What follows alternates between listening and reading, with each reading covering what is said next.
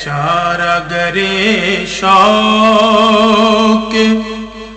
کوئی ایسی دوا دے جو دل سے ہر ایک غیر کی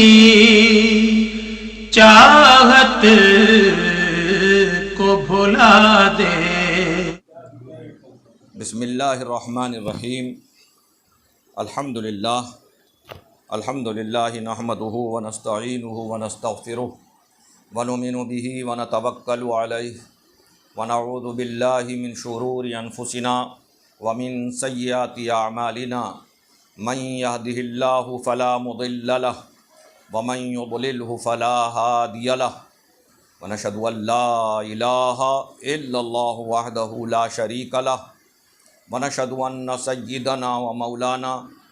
محمدً عبدہ ورسولہ صلی اللہ تعالی علیہ وآلہ وسلم وبعد فاعوذ باللہ من الشیطان الرجیم بسم اللہ الرحمن الرحیم۔ تلک حدود اللہ ومن یطع اللہ ورسولہ یدخلہ جنات تجری من تحتها الانہار خالدین فیہا وذلک الفوز العظیم۔ ومن یعص اللہ ورسولہ ویتعد حدودہ یدخلہ نارا خالدا فیہا ولہ عذاب مہین۔ صدق اللہ المولانا العظیم وبلغنا رسولہ النبی الامین الکریم ونحن علی ذلک لمن الشاہدین والشاکرین والذاکرین والحمد للہ رب العالمین۔ محترم حاضرین، ہماری سلسلہ وار ترجمہ و تفسیر کے اعتبار سے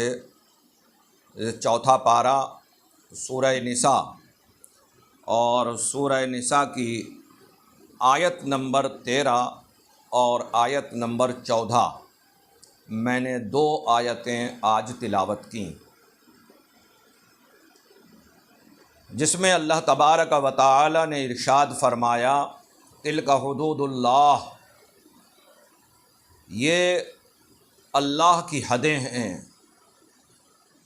ومن یطع اللہ ورسولہ، اور جس نے اللہ اور اس کے رسول صلی اللہ علیہ وسلم کی اطاعت کی، یدخلہ جنات، وہ جنتوں میں داخل ہوگا۔ کون سی جنتوں میں؟ تجری من تحتها الانہار، جن کے نیچے نہریں بہہ رہی ہیں۔ خالدین فیہا، اور وہ اس میں ہمیشہ رہے گا۔ وذالک الفوز العظیم، اور یہ بڑی کامیابی ہے۔ ومن یعص اللہ ورسولہ، اور جس نے اللہ اور اللہ کے رسول کی نافرمانی کی، ویتعد حدودہ، اور اس کے حدود سے تجاوز کیا، بڑھ گیا، یدخلہ نارا، وہ جہنم میں داخل کیا جائے گا، خالداً فیہا، اور وہ اس میں ہمیشہ رہے گا، وَلَهُ عَذَابٌ مُّہِینٌ، اور اس میں ذلت کا عذاب ہے۔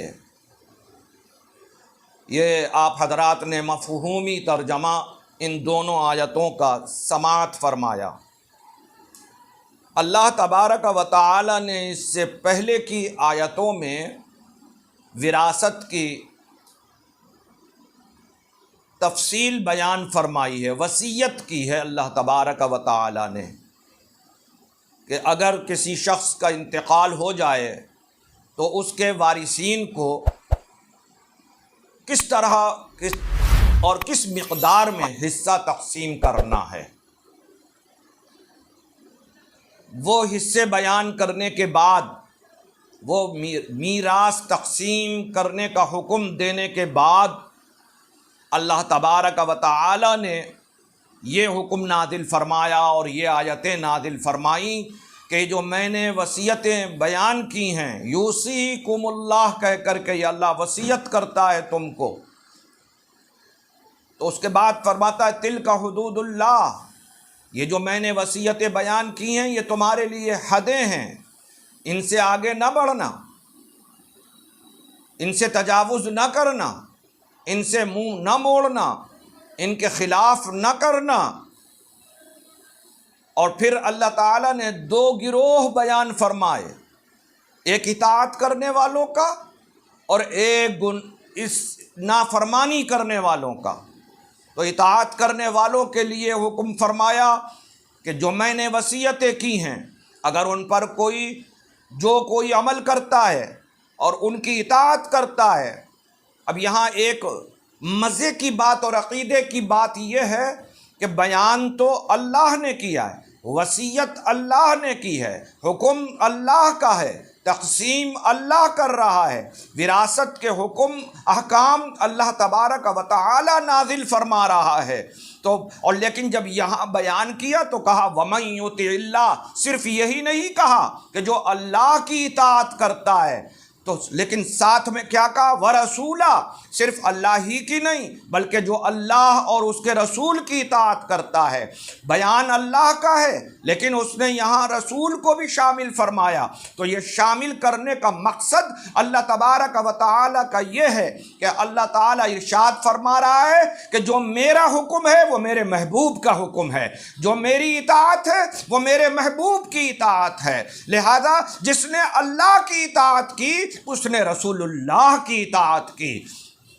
تو وَمَن يُطِعِ اللَّهَ وَرَسُولَهُ، جس نے اللہ اور اس کے رسول کی اطاعت کی تو اس کا پھل اللہ عطا فرما رہا ہے، اس کی جزا اللہ عطا فرما رہا ہے۔ اور وہ جزا کیا ہے؟ يُدْخِلْهُ جنات، انہیں جنتوں میں داخل فرمایا جائے گا۔ صرف جنت نہیں کہا يُدْخِلْهُ جَنَّةٍ تَجْرِي، یہ نہیں کہا بلکہ کہا جنات، اسے صرف جنت دی جائے گی نہیں بلکہ اسے جنتیں عطا کی جائیں گی۔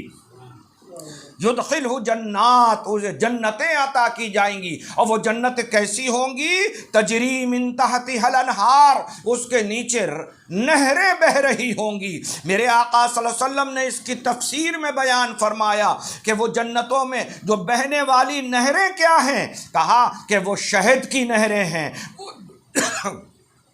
وہ دودھ کی نہریں ہیں، وہ سلسبیل کی نہریں ہیں جو جنت کے نیچے بہہ رہی ہیں، جس سے جنتی لوگ مستفید ہوں گے، فائدہ حاصل کریں گے، اس سے پئیں گے اور اس سے لذت محسوس کریں گے۔ کا یدخلہ جنات تجری من تحتہا الانہار، اللہم صلی علی سیدنا محمد، تجری من تحتہا الانہار، وہ اس کے نیچے جنتیں بہہ رہی ہیں۔ اور پھر خوشخبری عطا فرمائی اللہ تبارک و تعالی نے کہ اے جنت میں جانے والو، جن کو اللہ تعالی جنت عطا فرمائے گا وہ ایسا نہیں ہے کہ مہینہ 2 مہینہ، سال 2 سال رہے گا، صدی 2 صدی رہے گا، 10-20 سال رہے گا، نہیں بلکہ ارشاد فرمایا خالدین فیہا، وہ اس میں ہمیشہ ہمیشہ رہے گا، وہ اس میں ہمیشہ ہمیشہ رہے گا۔ خالدین فیہا، وہ جنت، جو جنت میں چلا گیا وہ جنت سے نہیں نکالا جائے گا۔ جہنم کے لیے تو حضور نے ضرور فرمایا کہ جو گنہگار جہنم میں ڈال دیا جائے گا تو ایک نہ ایک دن اپنی سزا بھگت کر ایمان والا جہنم سے نکال کر جنت میں جائے گا، لیکن جو جنت میں چلا جائے گا وہ کبھی جنت سے باہر نہیں آئے گا، اسے ہمیشہ ہمیشہ کے لیے خالدین فیہا، وہ ہمیشہ ہمیشہ کے لیے جنت میں رہے گا۔ یہ بشارت دینے کے بعد اللہ نے ارشاد فرمایا وَذَلِكَ الْفَوْزُ الْعَظِيمُ، اور یہ بڑی کامیابی ہے۔ فرمایا کہ یہ بڑی کامیابی ہے۔ حاضرین محترم، ہم کامیابی کس میں سمجھتے ہیں؟ ہم کامیابی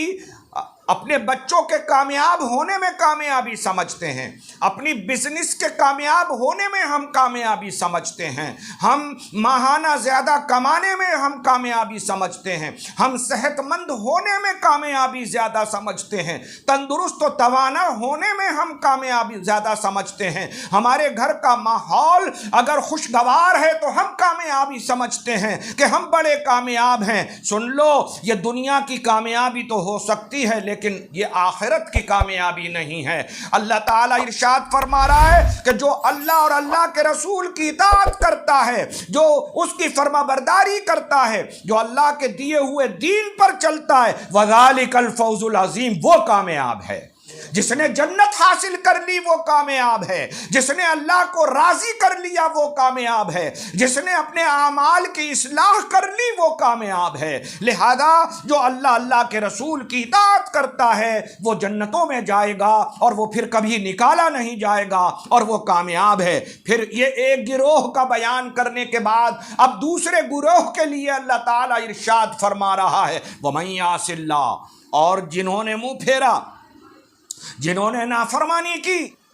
وَمَن يَعْصِ اللَّهَ، اور پھر یہاں بھی اللہ تعالیٰ نے رسول کو شامل فرمایا، یہی نہیں کہا کہ جس نے اللہ کی نافرمانی کی، بلکہ کہا وَرَسُولَهُ، اور اس کے رسول کی نافرمانی کی۔ تو یہاں یہ بھی پتہ چلا، جس طرح اوپر یہ پتہ چلا کہ جس نے اللہ کی اطاعت کی اس نے اللہ کے رسول کی اطاعت کی، اور یہاں یہ معلوم ہوا کہ جس نے اللہ کی نافرمانی کی وہ صرف اللہ کا نافرمان نہیں ہے بلکہ اللہ کا نافرمان محمد الرسول اللہ کا بھی نافرمان ہے، اللہ کے رسول کا نافرمان ہے۔ کہا وَمَن يَعْصِ اللَّهَ وَرَسُولَهُ، جس نے نافرمانی کی اللہ کی اور اللہ کے رسول کی اور وہ حد سے تجاوز کر گیا،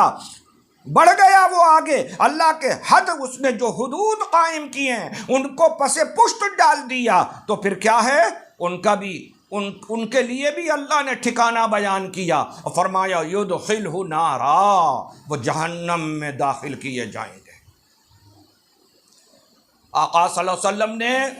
بہت سے گناہگاروں کے لیے فرمایا کہ سزا پا کر جنت میں جائیں گے، جہنم سے نکالا جائے گا، لیکن یہ وراثت کا معاملہ ہے اور میراث کا معاملہ ایسا ہے کہ اس میراث میں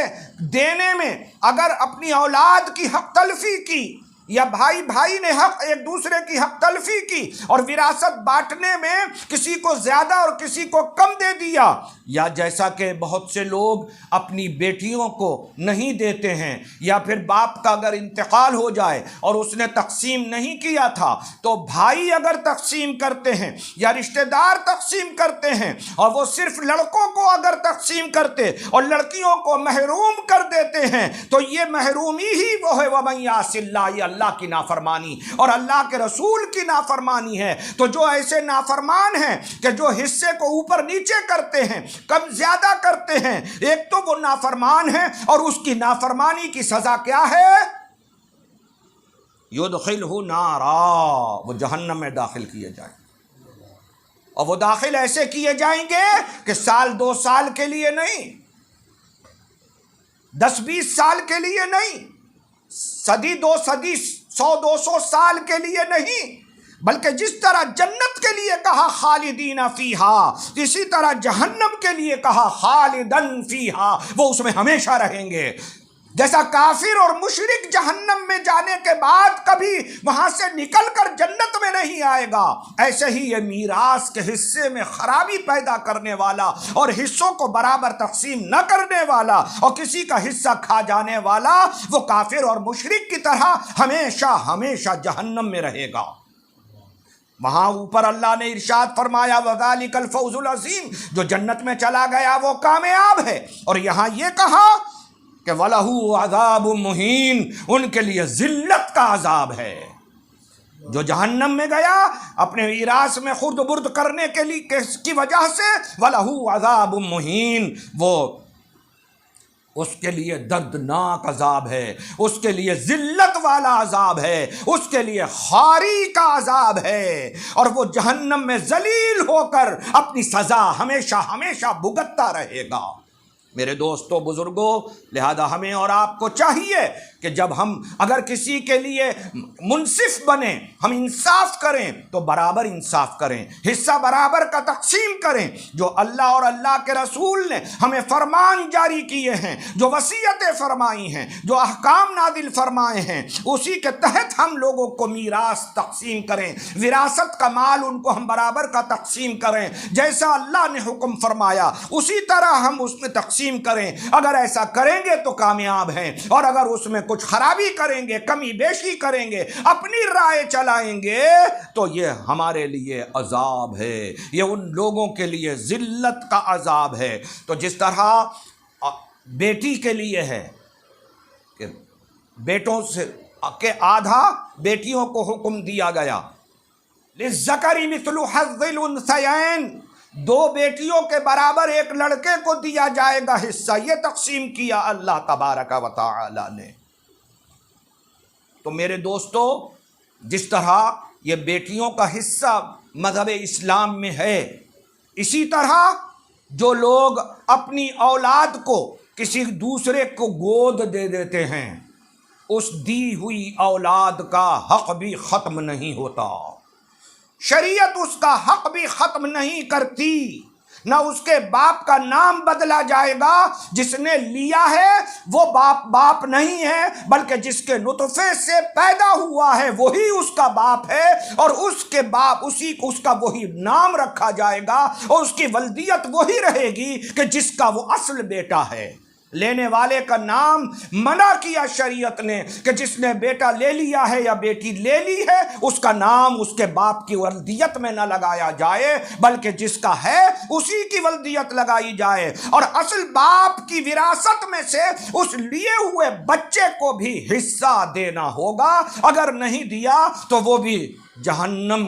کا حقدار ہے، اور خالدن فیہا، وہ اس میں ہمیشہ رہے گا، وَلَهُ عَذَابٌ مُہین۔ تو میرے دوستوں اور بزرگوں، ہمیں اور آپ کو چاہیے، یہ عبرت کا مقام ہے، یہ سخت مقام ہے کہ اللہ تعالیٰ نے ہمیں جو وصیتیں فرمائی ہیں ہم انہی کے تحت ہم عمل کریں، انہی کے تحت ہم تقسیم کریں، انہی کے تحت ہم اس پر عمل کریں، اور رسول پاک صلی اللہ علیہ وسلم اور اللہ تبارک و تعالیٰ کے اطاعت گزار بندے بنیں، نہ کہ ہم معصیت والے بنیں، گناہگار بنیں،